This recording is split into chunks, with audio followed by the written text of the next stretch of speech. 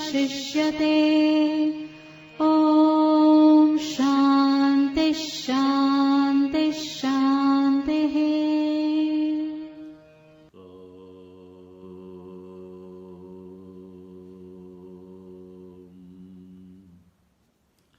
भद्रं कर्णेभिः शृणुयाम देवाः।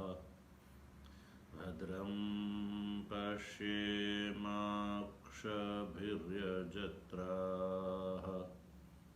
स्थिरैरङ्गैस्तुष्टुवागुंसस्तनूभिर्व्यशेम देवहितं यदायुः। स्वस्ति न इन्द्रो वृद्धश्रवाः। स्वस्ति नः पूषा विश्ववेदाः। स्वस्ति नस्तार्क्ष्यो अरिष्टनेमिः। स्वस्ति नो बृहस्पतिर्दधातु।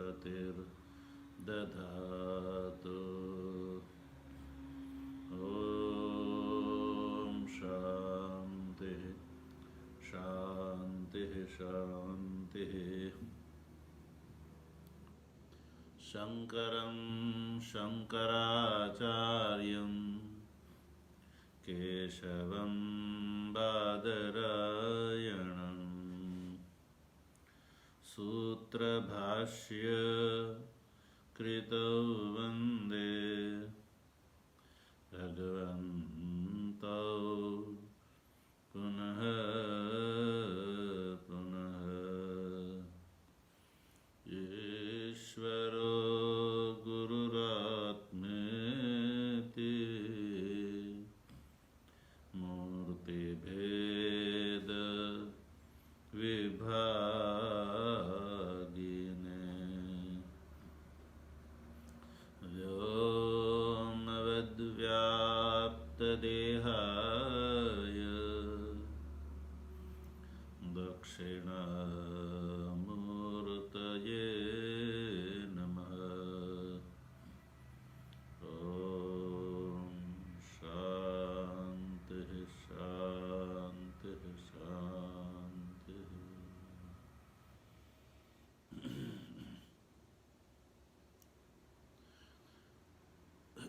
तत्व जिज्ञासु सज्जनों,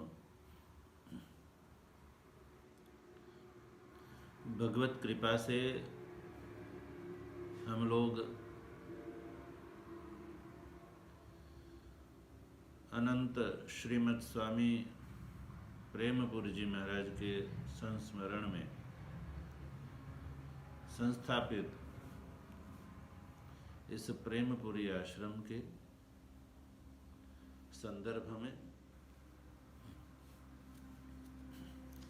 अथर्ववेदीय ब्राह्मण भाग की प्रश्नोपनिषद के षष्ठ प्रश्न का विचार कर रहे हैं। इस षष्ठ प्रश्न के विचार क्रम में हम लोगों ने प्रथम दो कंडिका का विचार कर लिया।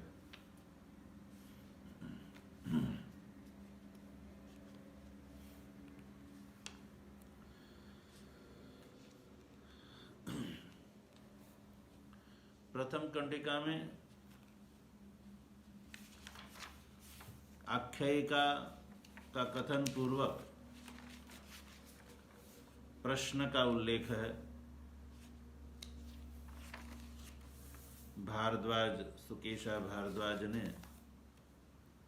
पिपलाद जी के प्रति प्रश्न किया है कि 16 कला वाला पुरुष भगवान कहाँ है।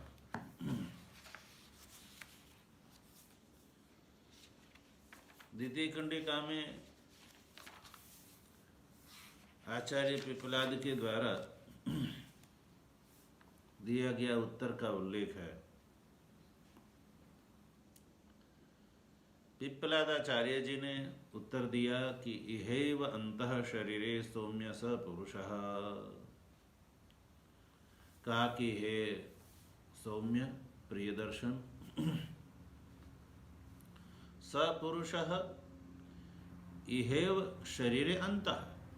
कहा कि हे वह पुरुष जिस पुरुष के विषय में तुमने पूछा है, 16 कला वाले पुरुष के विषय में तुमने जो पूछा है, वो पुरुष कहीं अन्यत्र नहीं है, देशांतर में नहीं है, किंतु इहेव शरीरे, यानी ये जो शरीर का अंदर का भाग जो है हृदय पुंडरीक आकाश है, उस आकाश के मध्य में ही ये पुरुष विज्ञेय है।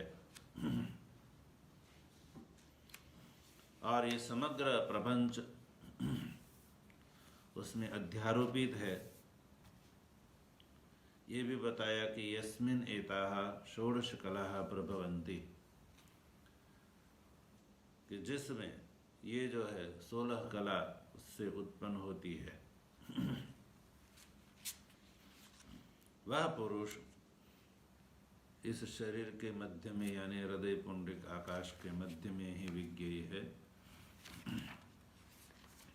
तो ये उत्तर दिया और उसमें प्रसंग से विज्ञानवादी बौद्ध, शून्यवादी बौद्ध, न्यायिक एवं लोकायतिक चारवाक का भी विज्ञानवादी बौद्ध के खंडन के व्याज से इनका भी खंडन किया और ये जो है निश्चित कर दिया कि ये जो पुरुष है वो इस शरीर में उसका कथन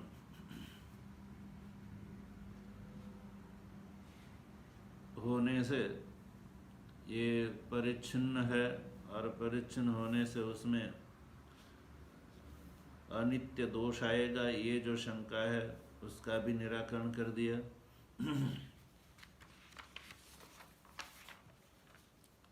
अब जो है पूर्ण रूप से द्वितीय कंडिका का समापन हुआ। अब तृतीय कंडिका में क्या कहा जा रहा है उसका उल्लेख भगवान भाष्यकार सर्वप्रथम अवतरणिका में करते हैं। अवतरणिका को पढ़ते हैं, आप लोग सब देखिए ग्रंथ में। यस्मिन् नेताः षोडश कलाः प्रभवन्तीत्युक्तम् पुरुष विशेषणार्थम कलानां प्रभवः स चान्यार्थोपि श्रुतः येन क्रमेण स्याद् इति अतः इदम् उच्यते।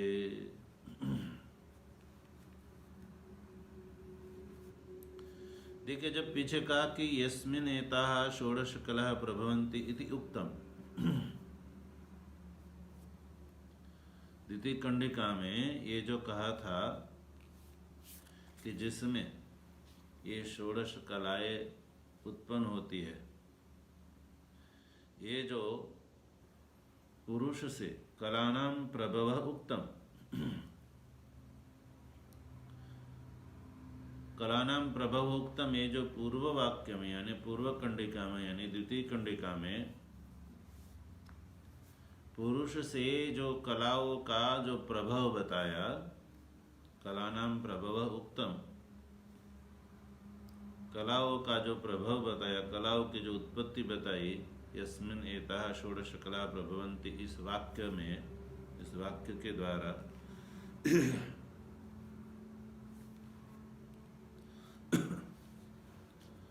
वो किस लिए बताया? कलाओं का प्रभाव उस पुरुष से क्यों बताया गया? तो कहा पुरुष विशेषणार्थम उक्तम, पुरुष विशेषणार्थम उत्तम।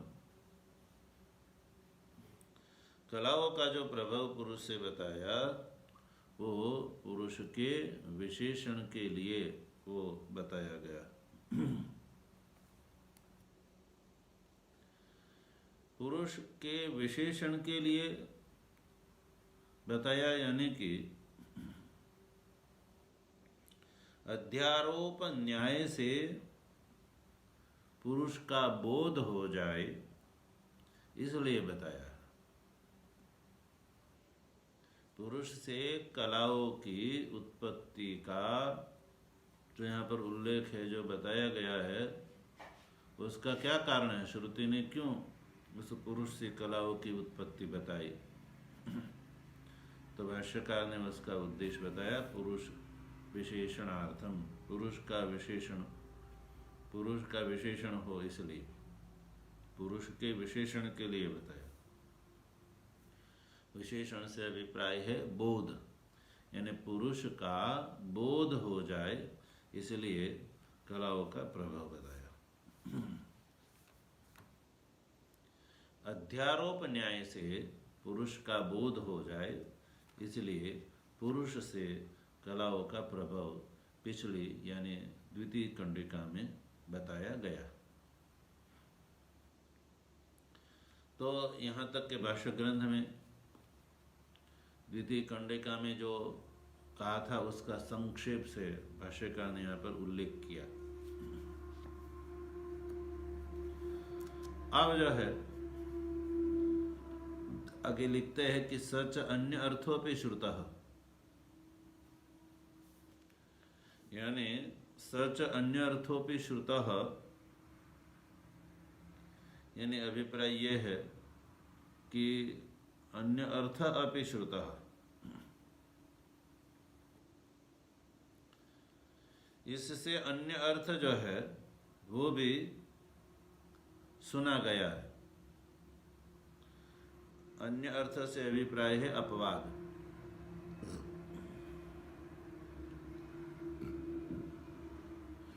केवल जो है कलाओं का प्रभाव जो है वो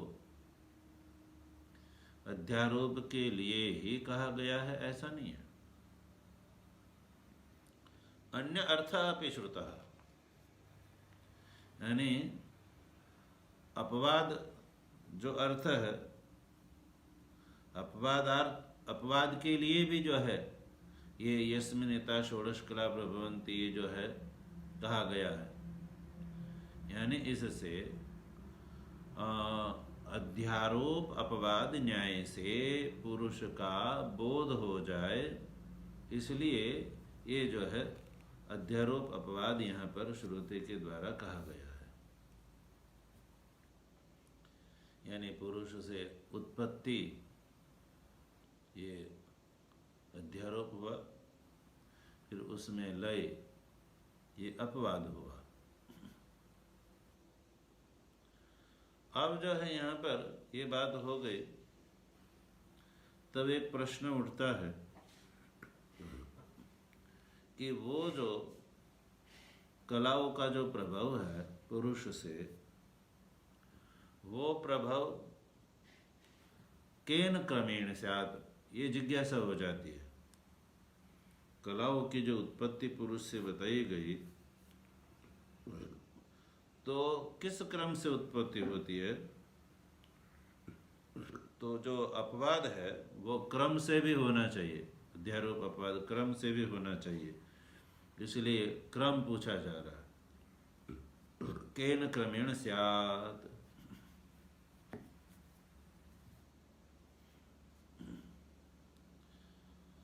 तो अब क्रम की प्रतिपत्ति के लिए जो है तृतीय कंडिका है।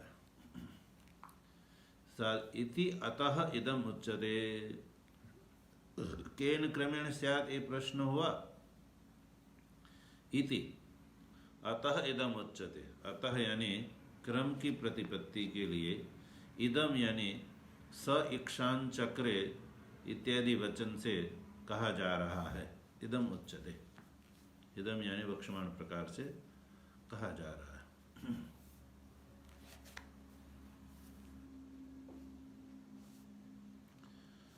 अब जो है क्रम की उत्पत्ति यहाँ क्यों बताई जा रही है, इससे क्या लाभ होना है? क्रम बता करके, यानी कलाओं का प्रभाव पुरुष से किस क्रम से उत्पन्न होता है, वो क्रम बताने से क्या लाभ होगा? तो जो है क्रम की प्रतिपत्ति जो है, कलाओं की जो उत्पत्ति की प्रतिपत्ति है, वो एकदम सरलता से हो जाए। कला उत्पत्ति की प्रतिपत्ति सुकरता से हो जाए, यानी सरलता से हो जाए, इसलिए क्रम बताया जा रहा है।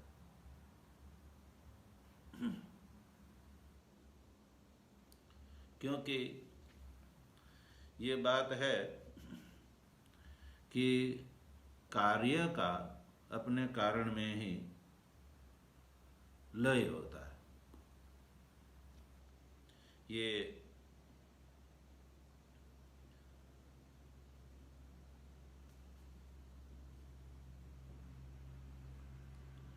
विपर्ययेण तो क्रमो अतः उपपद्यते, ये जो है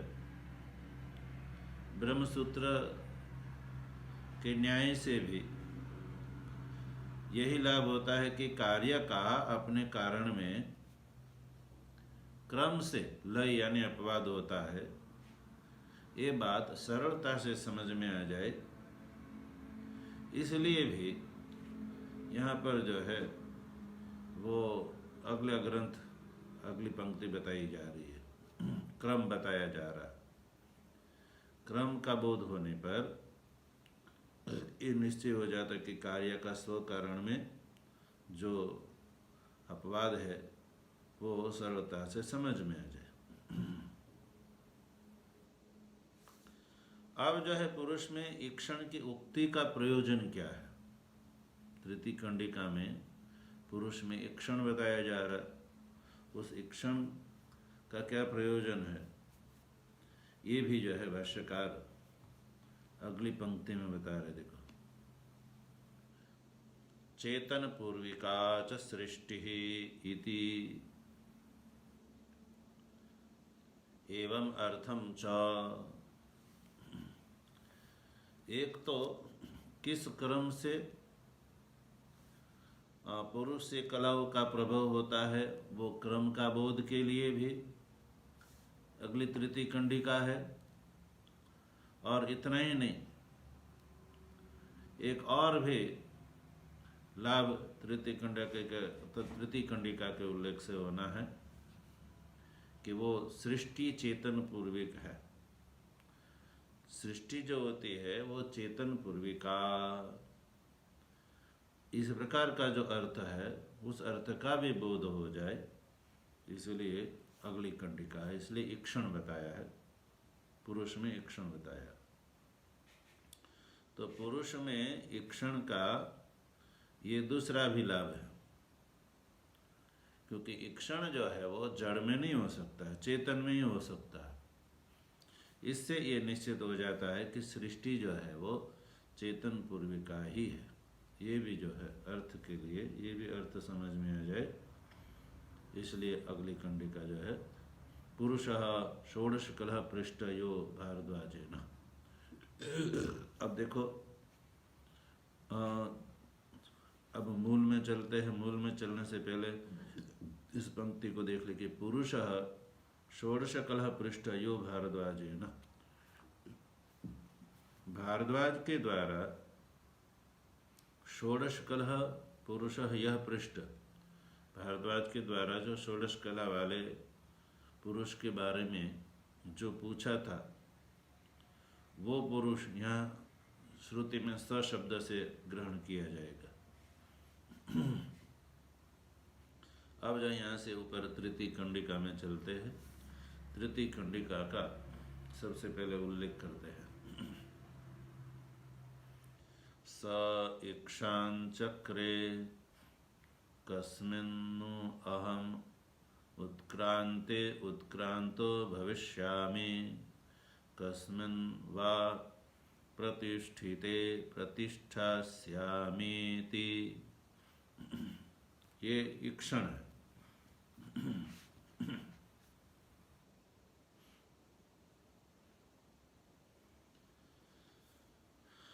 स इक्षान चक्रे, स से अभिप्राय है पूर्व कंडिका में जिस पुरुष का उल्लेख किया है वो पुरुष यहाँ स शब्द से ग्रहण किया जाएगा। उस पुरुष ने इक्षान चक्र यानी इक्षण क्रिया, इक्षण किया। इक्षण माने क्या? इक्षण का अर्थ है दर्शनम, यानी दर्शनम चक्र, दर्शन किया, इक्षण किया या सोचा या संकल्प किया।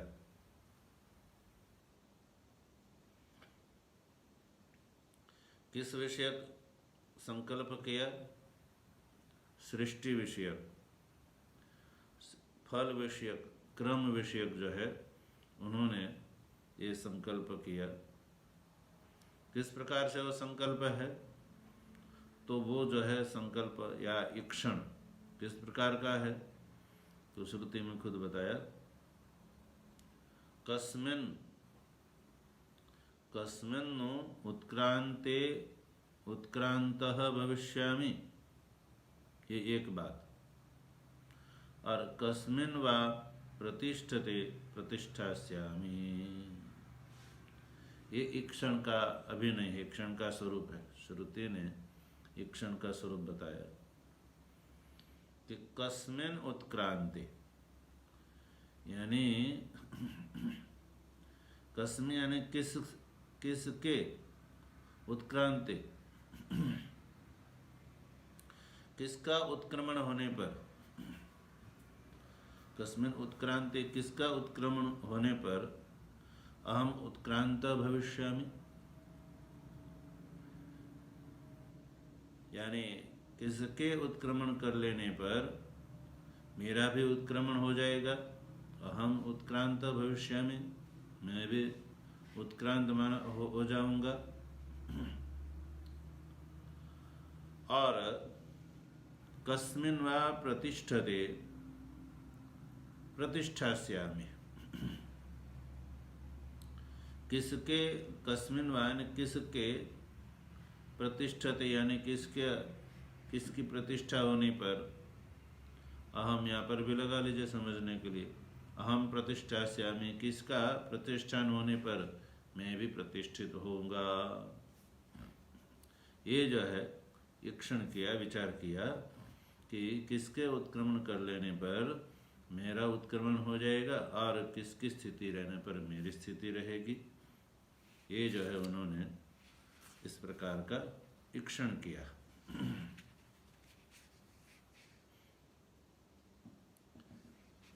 तो ये सामान्य रूप से आपको कंडिका का अर्थ बताया। अब हम लोग जो है इसका भाष्य देखते हैं।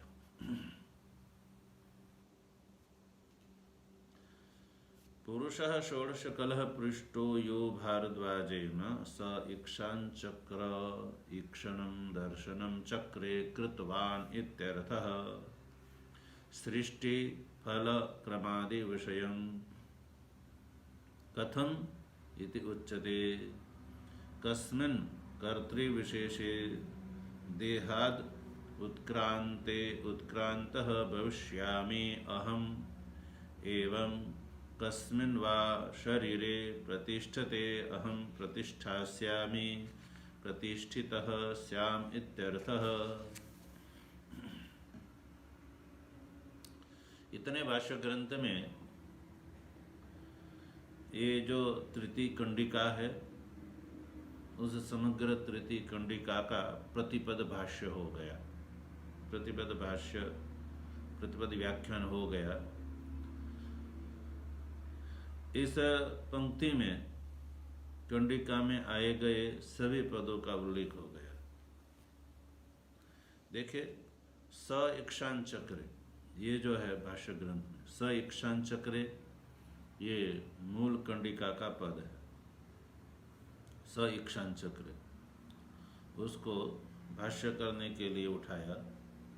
कंडिका में सबसे पहले जो स इक्षान चक्र है उसको भाष्य करने के लिए उठाया, स इक्षान चक्रे। अब उसका जो है अर्थ हुआ ईक्षणम दर्शनम, उसमें ईक्षान चक्र यानी ईक्षण क्रिया। ईक्षण क्या है? ईक्षणम दर्शनम, ये जो है उसका भाष्य हुआ। ईक्षण का अर्थ है यहाँ दर्शनम। तो ईक्षान चक्रे, इस पद को आप जो है दर्शनम चक्रे ऐसा भी कह सकते हैं। दर्शनम चक्रे, सदर्शनम चक्रे, चक्रे। अब चक्रे का भी अर्थ बता दिया भाष्यकार ने, कृतवान इत्यर्थः। ईक्षान चक्रे में ईक्षण का अर्थ हुआ दर्शनम और चक्रे का अर्थ हुआ कृतवान। तो जो मूल कंडिका में स इक्षान चक्रे, ये जो ग्रंथ है उसका अर्थ हुआ कि स यानी जो भारद्वाज ने, जो षोडश कला वाला जो पुरुष जो पूछा है, उस पुरुष ने, स से वो पुरुष ग्रहण किया जाएगा कि स पुरुष इक्षान चक्र यानी उस पुरुष ने ईक्षण यानी दर्शन, चक्र यानी क्रिया, कृतवान यानी उस पुरुष ने दर्शन किया यानी विचार किया।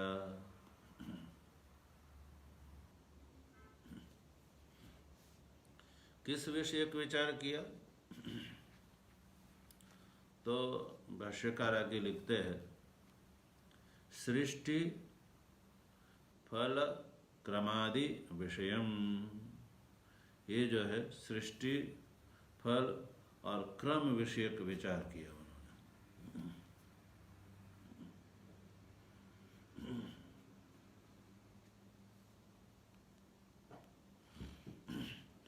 सृष्टि विषयक विचार किया। सृष्टि से क्या अभिप्राय है?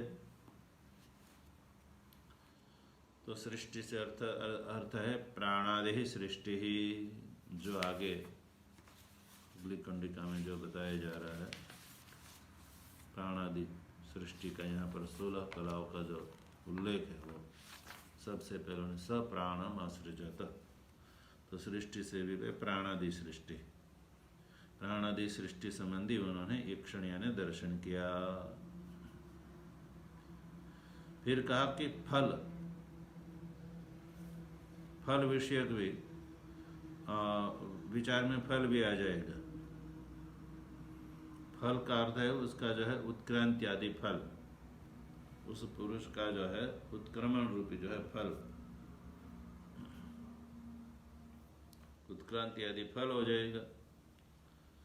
फिर क्रम विषयक भी ईक्षण यहाँ पर ले लीजिए। क्रम संबंधी ईक्षण किया। क्रम क्या है? तो यही जो अगली कंडिका में बताया जाए, प्राणात श्रद्धाम इत्यादि, प्राण से श्रद्धा इत्यादि जो है अनंतर जो है कहा गया है वो। क्रमादि में जो आदि पद है, आदि शब्द से जो ही अगली कंडिका में जो लोकेशु नाम च, ये जो आधार आदि विशेष है वो यहाँ पर आदि से ग्रहण किया जाएगा। तो इस प्रकार से उस पुरुष ने सृष्टि फल क्रम वगैरह के विषय में उन्होंने ईक्षण किया। अब जो है स ईक्षान चक्र का भाष्य हो गया। अब जो वो प्रकार पूछा जा रहा है, कथम इति उच्यते, कथम माने किस प्रकार से वो ईक्षण किया, तो उसको अगली कंडिका में देखो, कस्मिन् कर्तृविशेषे देहाद उत्क्रांतो भविष्यामि अहम। ये जो है मूल कंडिका में जो कस्मिन् अहम उत्क्रांते उत्क्रांतो भविष्यामि, यहाँ तक का जो मूल ग्रंथ है उस मूल ग्रंथ का प्रतिपद व्याख्यान यहाँ तक हुआ। यानी कस्मिन् कर्तृविशेषे देहाद उत्क्रांत उत्क्रांतो भविष्यामि अहम। तो मूल में जो कस्मिन् शब्द का प्रयोग है, तो कस्मिन् से अभिप्राय है किस कर्तृविशेष से, इस कर्ता विशेष से।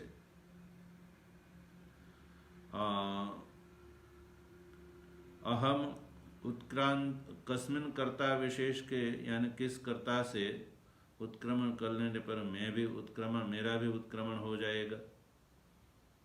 उत्क्रमण किससे होना है? देहाद, यानी किस कर्ता के देहाद उत्क्रांते, इस देह से उत्क्रमण होने पर अहम उत्क्रांत भविष्यामि। अहम से ये पुरुष ने ही जो ईक्षण विचार किया कि मैं जो है उत्क्रांत भविष्यामि, मैं उत्क्रमण कर जाऊंगा। किंतु कब? इस देह से किसके उत्क्रमण कर लेने पर मैं उत्क्रमण कर जाऊंगा? इति एवं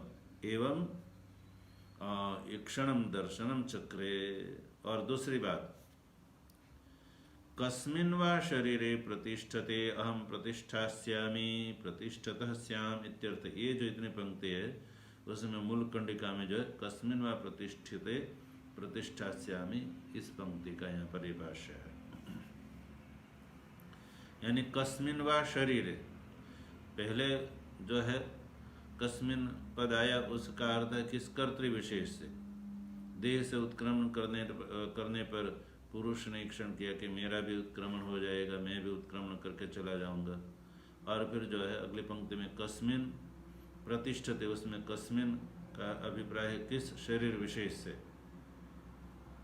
कस्मिन् वा शरीरे, किस शरीर में, प्रतिष्ठते अहम प्रतिष्ठास्यामि, किस शरीर में किस शरीर में प्रतिष्ठा होने पर अहम प्रतिष्ठास्यामि, मेरी भी प्रतिष्ठा हो जाएगी, मैं भी प्रतिष्ठित हो जाऊंगा। शरीर में किसके प्रतिष्ठित होने पर मैं भी प्रतिष्ठित हो जाऊंगा, यानी किसकी स्थिति होने पर मैं भी स्थित रह जाऊंगा, और किसके उत्क्रमण करने पर मेरा भी उत्क्रमण हो जाएगा। इस प्रकार से उन्होंने ईक्षण किया।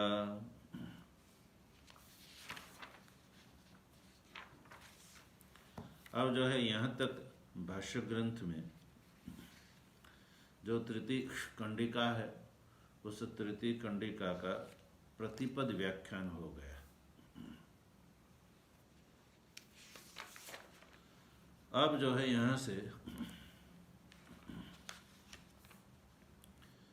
भगवान भाष्यकार यहाँ से कुछ शास्त्रार्थ कर रहे, इस पंक्ति के ऊपर शास्त्रार्थ कर रहे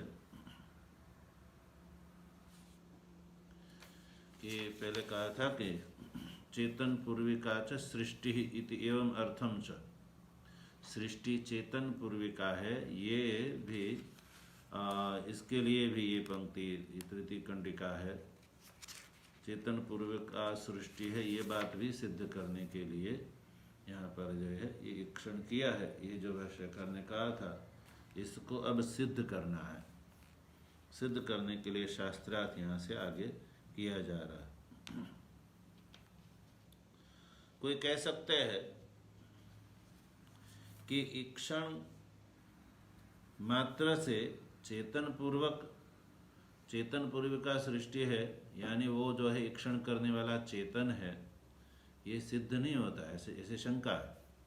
कोई कह सकते हैं कि ईक्षण उक्ति से सृष्टि चेतन पूर्विका है, ये बात सिद्ध नहीं हो सकती है।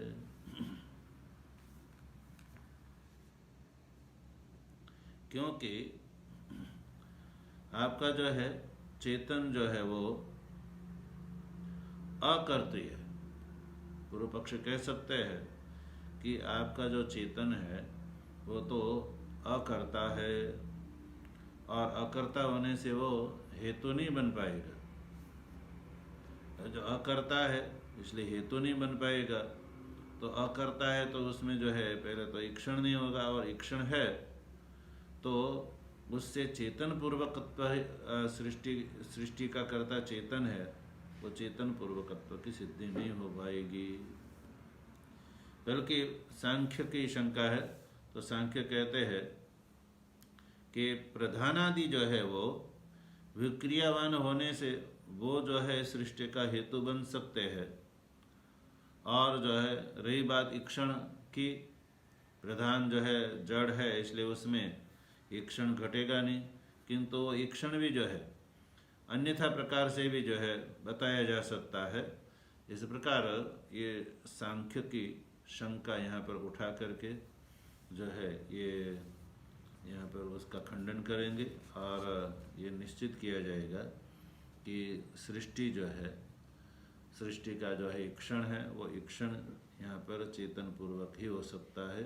चेतन पूर्वकत्व की सिद्धि के लिए यहाँ से शास्त्रार्थ किया जा रहा है। देखो पंक्ति में, ननु आत्मा अकर्ता प्रधानम कर्त्री अतः पुरुषार्थम प्रयोजनम उररीकृत्य प्रधानम प्रवर्तते महदादि आकारेण तत्र इदम अनुपपन्नम पुरुषस्य स्वातंत्र्येण इच्छापूर्वकं कर्तृत्ववचनम्।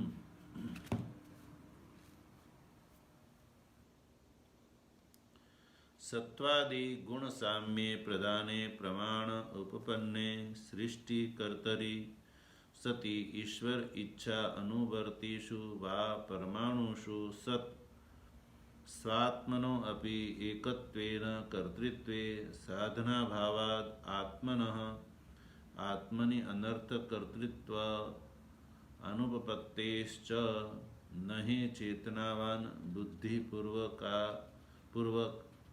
पूर्वकारी आत्मनो अनर्थम कुर्यात्।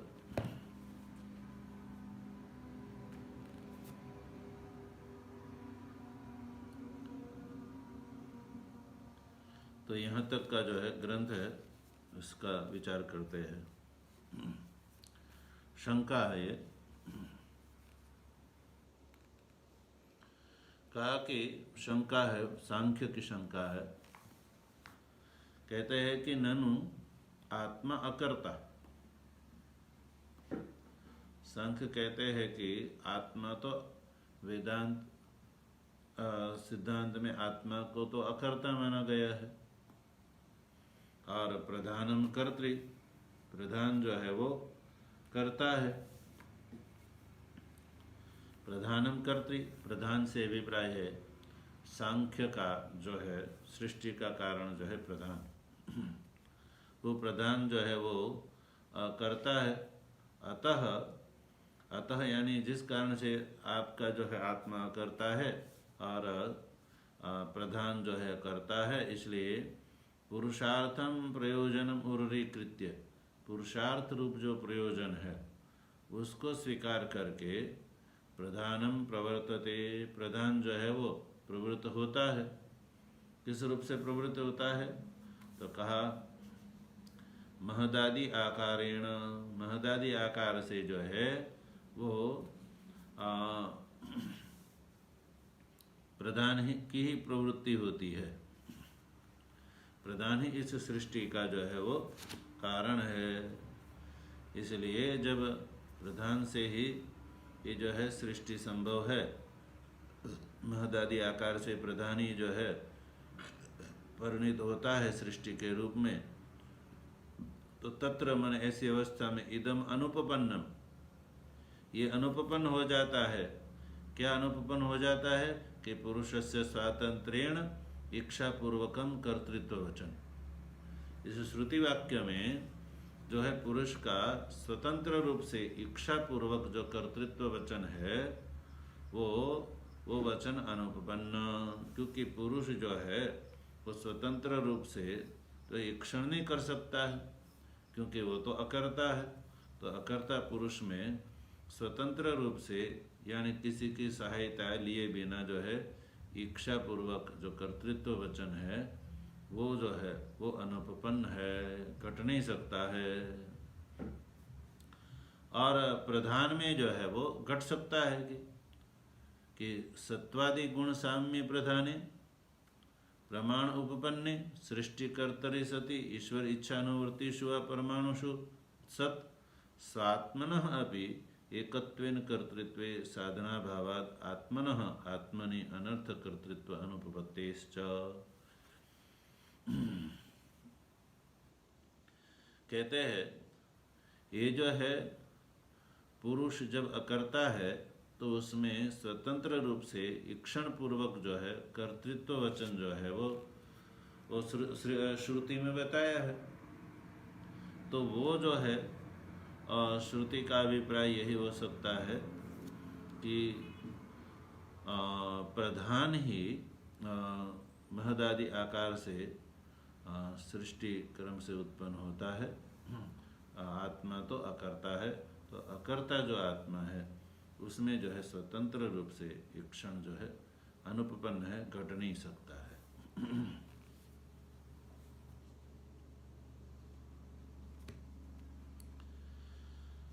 अब जो है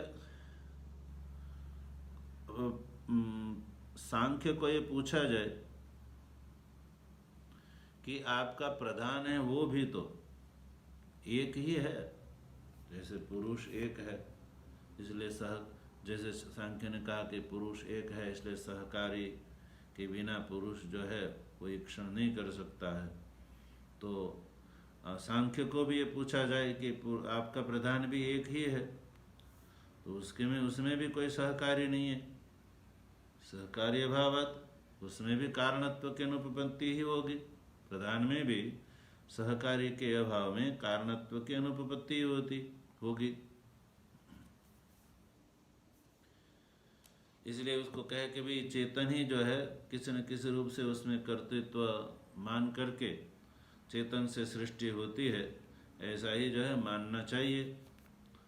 तो इस बात को ध्यान में रखते हुए सांख्य जो है कहते हैं कि सत्वादि गुण साम्य प्रधाने प्रमाण उपपन्ने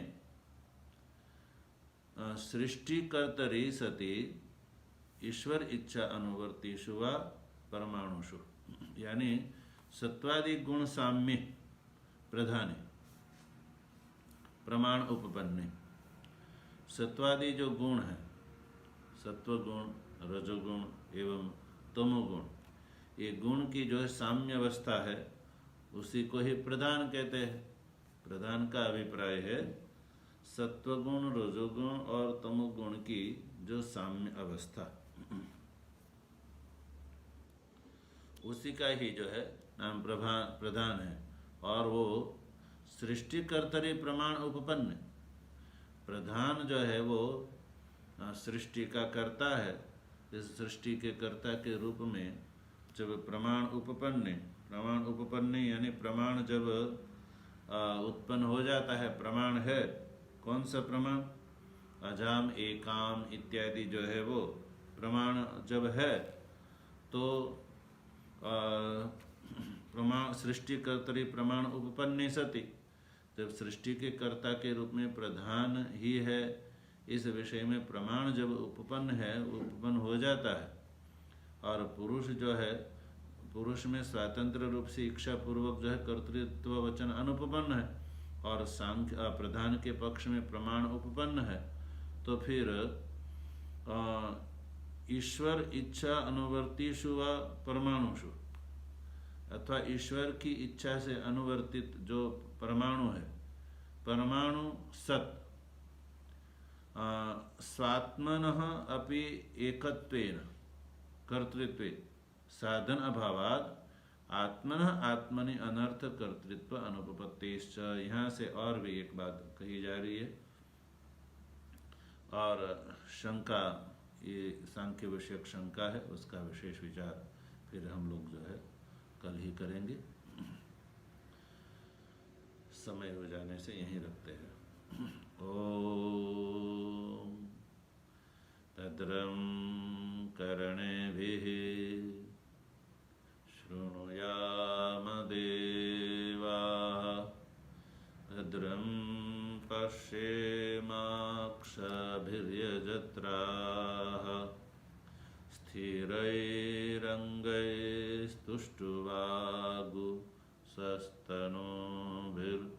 स्थिरैरङ्गैस्तुष्टुवागुंसस्तनूभिर्यशेम देवहितं यदायुः स्वस्ति न इन्द्रो वृद्धश्रवाः स्वस्ति नः पूषा विश्ववेदाः स्वस्ति नस्तार्क्ष्यो अरिष्टनेमिः स्वस्ति नो बृहस्पतिर्दधातु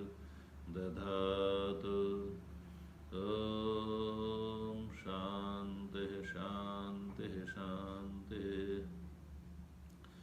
शङ्करं शङ्कराचार्यं केशवं बादरायणं सूत्रभाष्यकृतौ वन्दे